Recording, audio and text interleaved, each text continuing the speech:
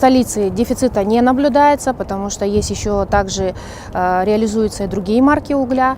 Вот, есть достаточное количество точек. Вот. Более того, по марке Шубарколь цена снижена до 11 тысяч тонн, до 11 тысяч тенге за тонну. Поэтому мы считаем, что население полностью будет обеспечено.